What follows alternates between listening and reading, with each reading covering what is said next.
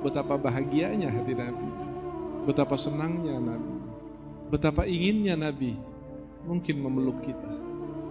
Ingin Nabi mungkin memeluk kita. Ya Rabbi salli ala Muhammad, Ya Rabbi salli alaihi wasallim. Seperti majelis yang kita hadiri istiqomahi setiap malam Selasa ini, majelis yang bersambung sanadnya, keberkahannya, cahayanya kepada keluarga Rasul sallallahu alaihi wasallam. Dari keluarga Rasul kepada ayahnya yang juga orang soleh, orang alim, orang wali, terus bersambung sampai kepada Sayyidina Muhammad sallallahu alaihi wasallam. Maka saya hakul yakin, saya sangat yakin bahwa yang hadir pada malam hari ini adalah orang-orang yang bukan hanya mulia tetapi dimuliakan oleh Allah Subhanahu wa taala. Habib punya dalil? Ada. Habib yakin? Ya. Ada dalilnya? Ada. Dalilnya dua. Yang pertama, kalian, kita semua ini sudah disebut oleh Allah namanya satu persatu, dan sudah dibanggakan kepada jutaan malaikat yang ada di sisi Allah Subhanahu wa taala. Lalu siapa yang lebih mulia dari nama seorang yang disebut oleh Allah di hadapan para malaikat? Ada yang lebih mulia dari itu? Belum tentu presiden saat ini disebut namanya oleh Allah. Belum tentu menteri saat ini disebut namanya oleh Allah. Belum tentu orang terkaya di dunia, 10 yang terkaya, 100 yang terkaya disebut namanya oleh Allah. Belum tentu. Ukuran kemuliaan kita adalah kemuliaannya Allah. Kalau Allah mengatakan mulia, maka itulah kemuliaan yang harus kita cari.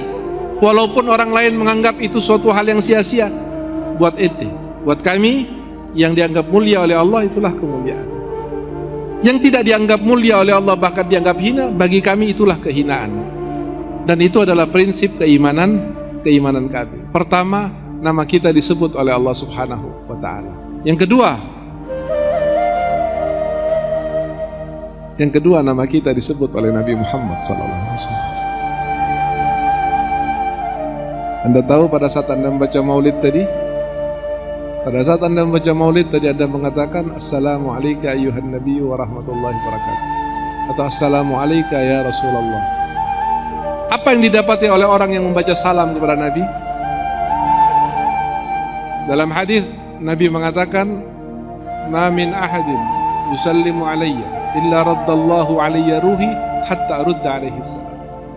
Tidak seorang pun, artinya siapapun, mau Anda ulama, mau Anda orang awam, mau Anda pejabat, mau Anda tukang parkir, mau Anda pengangguran, mau Anda apapun saja, selama Anda mulut dan hatinya mengucapkan Assalamu alayka ya Rasulullah, Assalamu alayka ayuhan nabiyyu wa rahmatullahi wabarakatuh, Assalamu alayka ya sayyidi ya Muhammad, misalnya, siapapun Anda, itu akan memiliki dampak yang sangat dahsyat sekali. Apa dampaknya?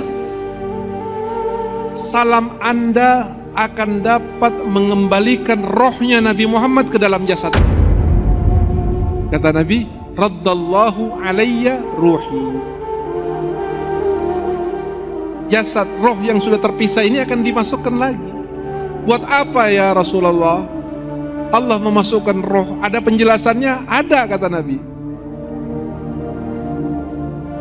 Apa penjelasannya? Li'arudda alaihi salam. Allah berkepentingan memasukkan, mengembalikan rohnya Nabi Muhammad ke dalam jasadnya agar Nabi Muhammad bisa mengucap, membalas, menyebut salam kepada orang yang telah membaca salam kepada Rasulullah. Sallu ala nabiyyikum Muhammad. Setelah dua hal yang mulia ini, ada yang lebih mulia dari kita. Ada yang lebih agung dari pekerjaan yang kita kerjakan ini. Ada kedudukan yang lebih kita harapkan daripada kita disebut oleh Allah dengan ridhanya di hadapan para malaikat dan kebanggaannya, lalu kita dibalas salam oleh manusia yang jika dia menangis Allah bereaksi, jika dia berdoa Allah akan mengabulkan, jika dia meminta Allah akan memberikan, jika dia sedih Allah akan berikan apapun agar dia tidak sedih. Dan Allah tegaskan itu di dalam surat Ad-Duha, wala saufa yu'tika rabbuka. Lalu apa kaitannya rabbuka fatardo dengan kita?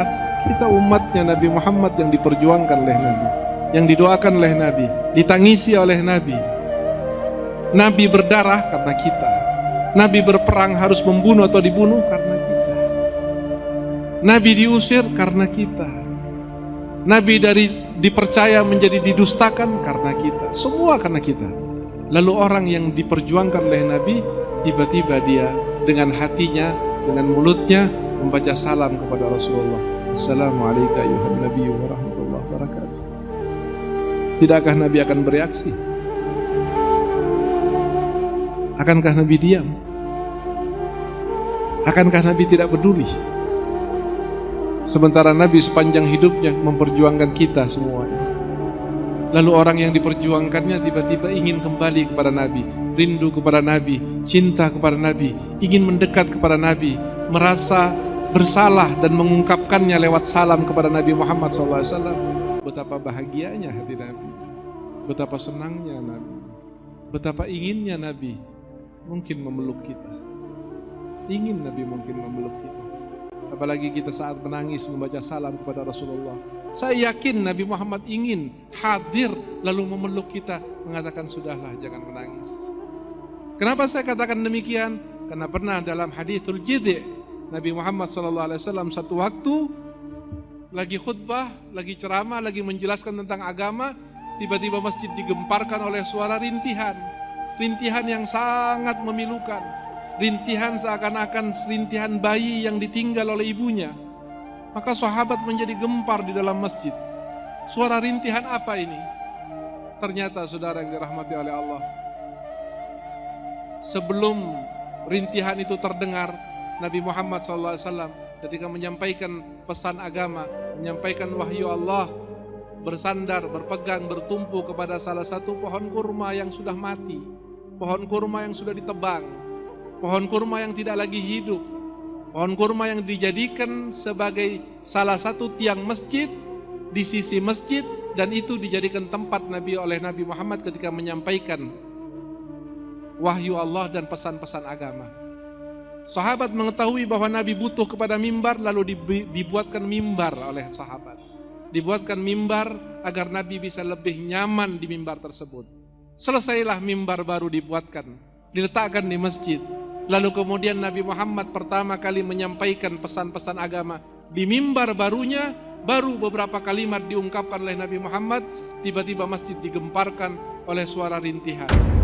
Sahabat tidak tahu dari mana rintihannya, Nabi Muhammad tahu. Sahabat tidak faham suara apa ini, Nabi Muhammad sangat faham. Berhenti Nabi Muhammad dari khutbahnya, turun dari mimbarnya, menuju ke satu arah di masjid. Lalu Nabi Muhammad mendekati satu pohon kurma yang sudah kering. Apa yang dilakukan oleh Nabi SAW? Dipeluk pohon kurma tersebut. Dipeluk oleh Nabi seperti seorang ibu memeluk anaknya. Apa yang terjadi kemudian? Suara rintihan hilang. Suara rintihan, ternyata yang merintih adalah pohon kurma. Yang merintih adalah pohon kurma yang pernah dijadikan mimbar oleh Nabi, lalu ditinggalkan. Bukan ditinggalkan begitu saja, masih ada dalam masjid, masih ada di sekitar Nabi, tapi karena tidak lagi diinjak oleh Nabi, tidak lagi dipegang oleh Nabi, pohon kurma merasa sakit, merasa sedih yang luar biasa ketika ditinggalkan oleh Nabi Muhammad SAW. Padahal pohon kurma itu bukan pohon yang diperjuangkan oleh Nabi, bukan turun ayat Quran karena pohon kurma tersebut, bukan yang menjadi tangisan Nabi setiap malam, ya Allah ampunilah pohon kurma, tidak. Pohon Nabi mau turun, mau memeluk, mau berbicara. Pohon kurma tahu cinta kepada Nabi, tahu rindu kepada Nabi, tidak mau, tidak rela ditinggal oleh Nabi, Tidak mau berjauhan dengan Nabi. Pohon, saudara. Tidak punya roh, tidak punya pikiran, tidak punya rasa. Tapi dia kenal dengan Nabi Muhammad. Maka alangkah rendahnya kalau sampai ada umat Nabi Muhammad dari jenis manusia yang tidak merasakan cinta kepada Nabi. Tidak takut ditinggal Nabi. Tidak sayang kepada Nabi. Jadilah umat Nabi Muhammad yang lebih mulia dari pohon kurma. Karena kalau kita menangis karena rindu kepada Nabi, tidak mau ditinggal Nabi, tidak ingin jauh dari Nabi, kalau pohon kurma saja dipeluk oleh Nabi, apakah kita mustahil untuk dipeluk oleh Nabi? Sedangkan kita adalah manusia umatnya. Kita adalah objek dakwahnya Nabi. Kita adalah beban pikiran Nabi. Kita adalah doa-doa Nabi. Kita adalah istighfarnya Nabi. Kita adalah munajatnya Nabi. Kita yang didoakan dalam sujudnya Nabi. Tidak mungkinkah kalau kita menangis Nabi akan datang memeluk kepada kita? Sangat mungkin, dan itu pasti. Hanya kita saja yang tidak punya rasa. Hanya kita saja yang tidak kenal kepada Nabi. Hanya kita saja yang tertutup hatinya dengan kemaksiatan untuk mengenal Nabi Muhammad SAW. Kalau kita mengenal Nabi Muhammad, maka kita mungkin tidak akan pernah punya kesempatan lain melebihi keinginan kita untuk berkata kepada Allah, Alhamdulillah ya Allah atas nikmat Nabi Muhammad.